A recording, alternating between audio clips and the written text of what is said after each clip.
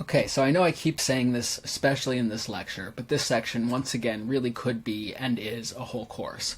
But I do want to talk just briefly about social support because it really is one of the most important predictor of reduced stress. And so having quality social support is associated with less stress, and having stressful relationships is associated with a lot of stress. And this really is one of the strongest factors, both in just predicting stress, but also health outcomes more generally. So we're going to return to talking about social support throughout the course in various topics in relation to our psychoneuroimmunology, in relation to coping with pain, in relation to end-of-life issues, but here we're really talking about it in relation to stress, as well as just introducing what it is briefly. So to start, just give a definition of social support. And it's information that leads a person to believe that he or she or they is cared for and loved, esteemed, and part of a network of mutual obligation. There's a few things that are important in this definition. Right, first is that that you are cared for, that you have the feeling that you're cared for, but also that you're part of this network of mutual obligation, or that there's a back and forth there, right? That you're connecting with others and giving to others as well.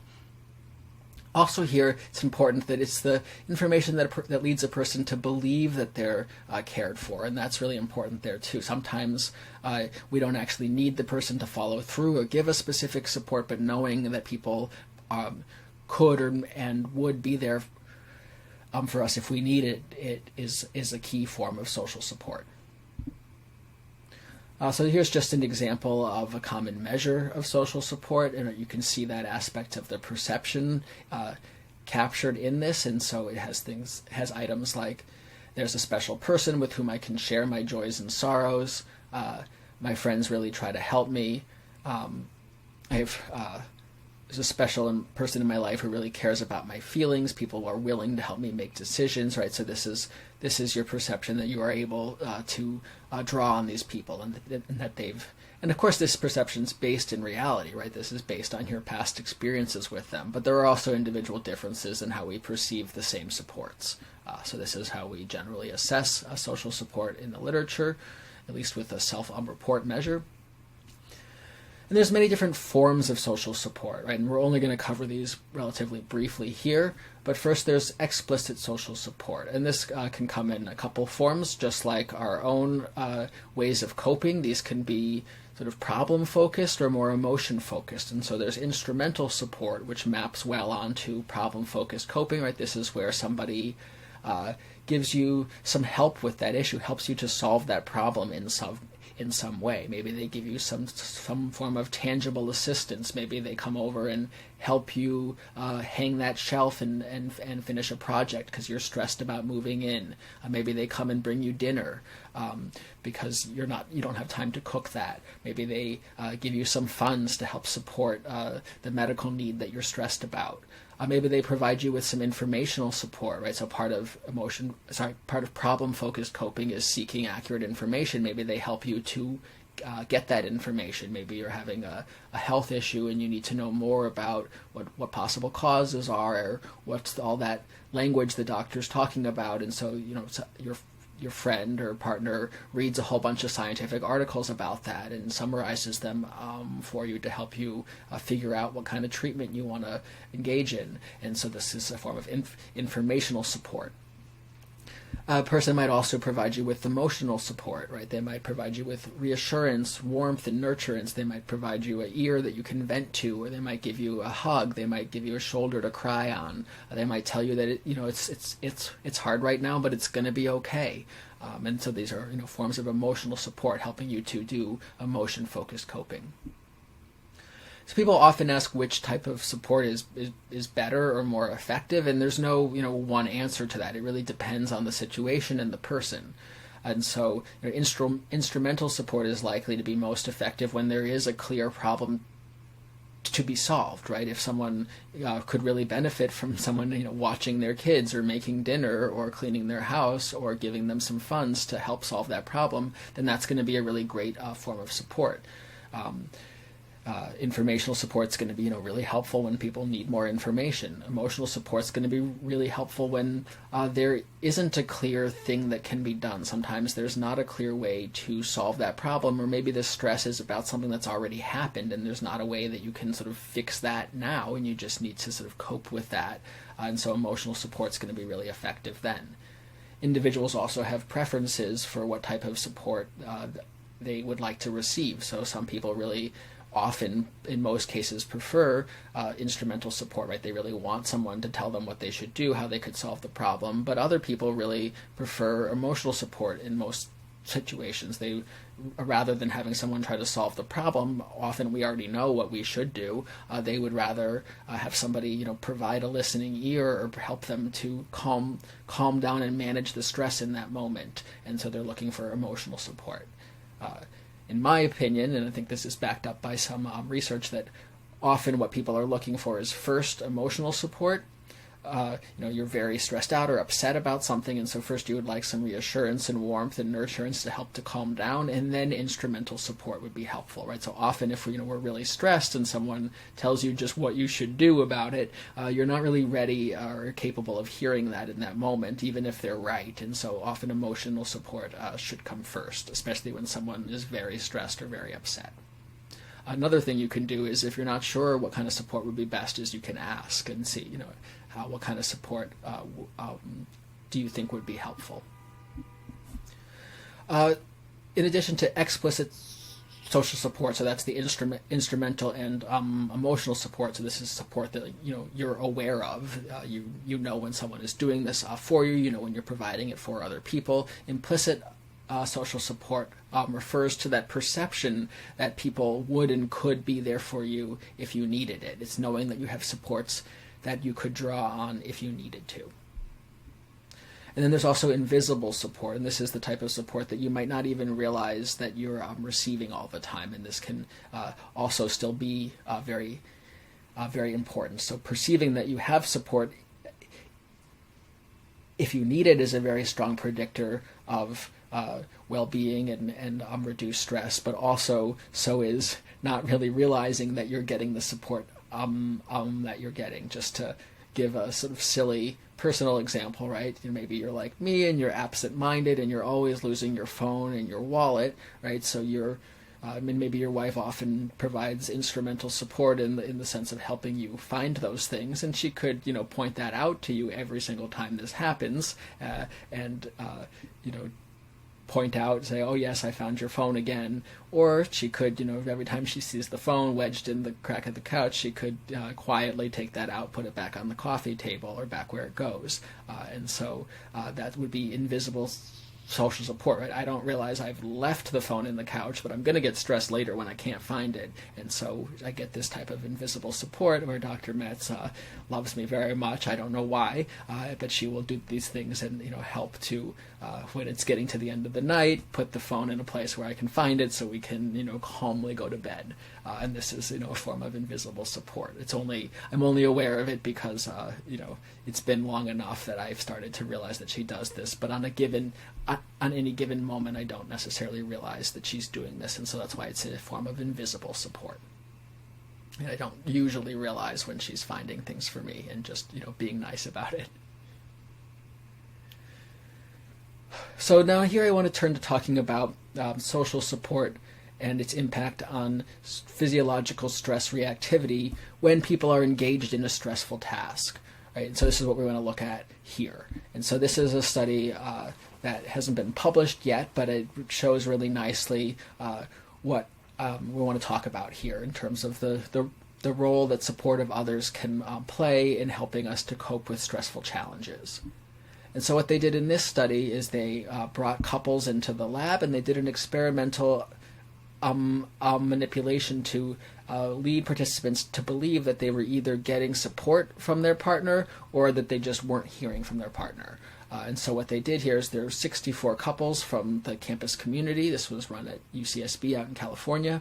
And they had been in relationships for at least 6 months, but as long as 132 months. And so these couples came into the lab, and one was told, you've randomly been assigned to engage in this task. We're going to have you give a speech about your job qualifications. You're going to pretend you're an applicant for this job, and we're going to videotape you while you're hooked up to all this physiological equipment, and you're going to talk about why you'd be good at this job. And this is stressful for people. People always get stressed about this. It's public speaking. You're being videotaped.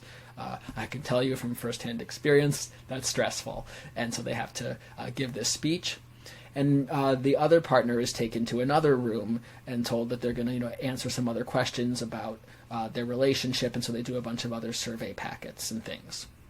And so they're in separate rooms for this task.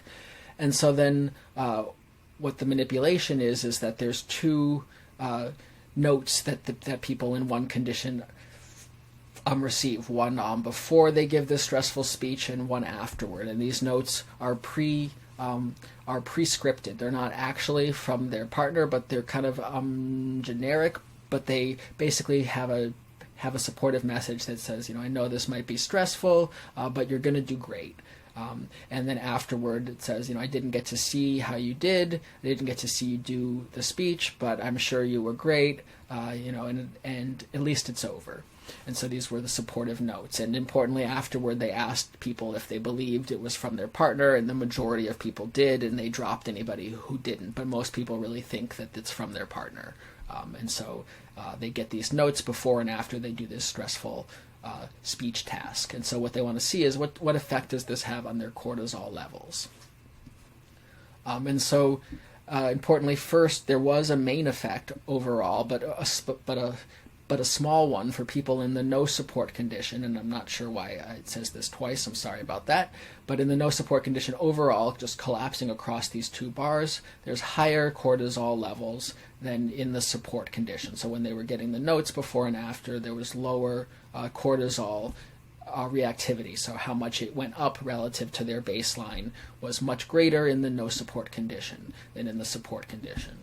But I think even more interestingly, potentially, was that there was a moderation effect by people's baseline anxiety about the speech. So before they even did this speech, they asked people, how nervous, how anxious are you about public speaking in front of this camera and giving this speech? And some people were very nervous, and some people were like, yeah, no, I'm cool, whatever.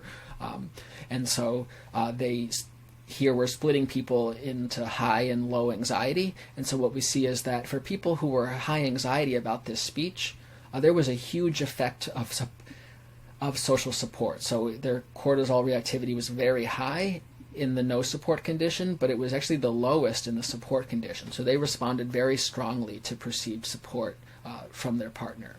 Whereas people in the low speech anxiety condition, there was no significant difference in their cortisol levels, whether they received support or not. And this actually mirrors a lot of other findings we see in the social support literature, where support benefits those who need it the most, right? You get the most benefit when you need it. And so for people who were very anxious, they really had a lot of room to benefit from that support. People who were less anxious, it didn't make as much of a difference for them. And so, again, this is showing that effect of social support on stress. But here it's showing that effect is especially strong for people who were very stressed. So good to know that there's hope for those of us who get very stressed, that support can really go a long way. I realize my face is over this in the recording, but you can read it in your slides. But yeah, the baseline speech, and this is just summarizing the effects that we just talked about.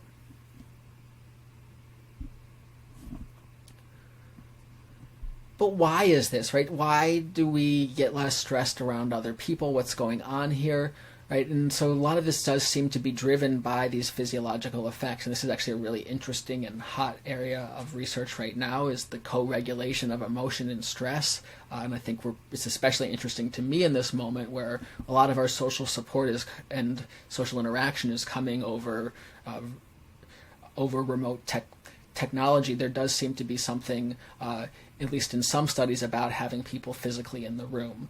That's important, that it can change your physiology. But also in that study we just looked at, right, they weren't even in the room, they just were getting these fake notes. And so even having these interactions through other media, through written letters, through virtual connections, can also have effects on our physiology.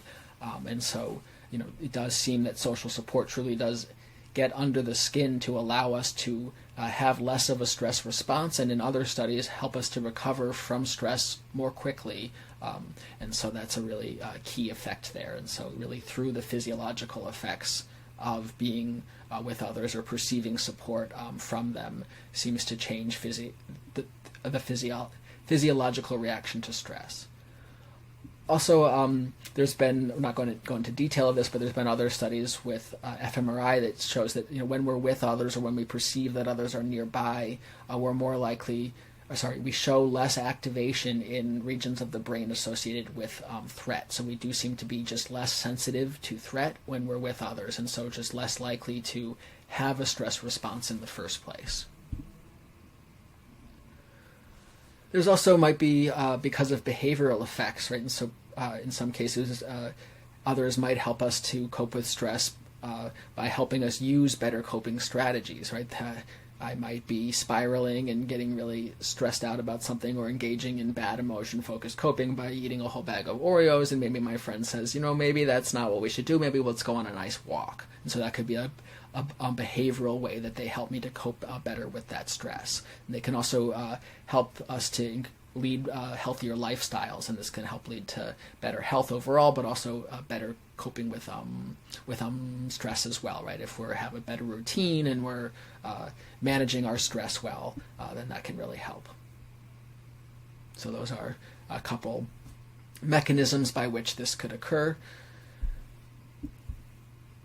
But at the same time, right, I don't want to just say, every social relationship is good. You should just always try to be around other people. Certainly there can be costs to social relationships, right? These all assume quality support, right? Those notes were nice. There's a reason they didn't let people write their own notes in that study. In other studies they have, and people write all kinds of things. They're not always supportive. There's all kinds of variation in the support that people provide. Some people say things like, haha, sucker, you got stuck with the task, sucks to be you. I'm going to chill, right? That's not very supportive.